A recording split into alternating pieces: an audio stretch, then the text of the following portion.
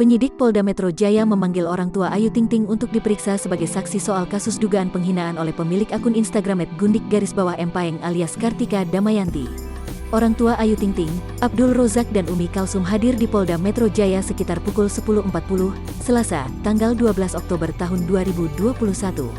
Keduanya hadir didampingi Ayu Ting Ting dan tim kuasa hukum. Saat turun dari mobil keduanya dan Ayu Ting Ting tampak senyum dan melambaikan tangan ke awak media. Seperti biasa BAP untuk pemeriksaan saksi ya, kata kuasa hukum Ayu, Minola Sebayang.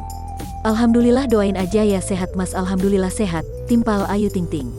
Sedangkan ayah ojek sapaan ayah Ayu Ting Ting hanya menganggukkan kepala ketika ditanya persiapannya untuk jalani pemeriksaan hari ini. Untuk diketahui, ayah dan ibu pelantun Sambalado itu akan dimintai keterangan klarifikasi oleh kepolisian hari ini. Ayu Ting Ting sendiri telah menjalani pemeriksaan sebagai pelapor. Janda anak satu itu telah menjalani agenda klarifikasi sebanyak 2 kali, yakni tanggal 31 Agustus dan tanggal 14 September tahun 2021.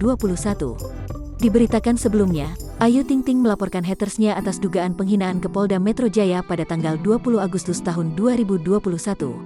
Adapun Ayu sebelum melaporkan, dia sempat mengurai curhatan mengenai akun yang menjelek-jelekkan anaknya, Bilkis. Ayu mengaku tak tahan melihat putri sematawayangnya itu mendapat ujaran kebencian.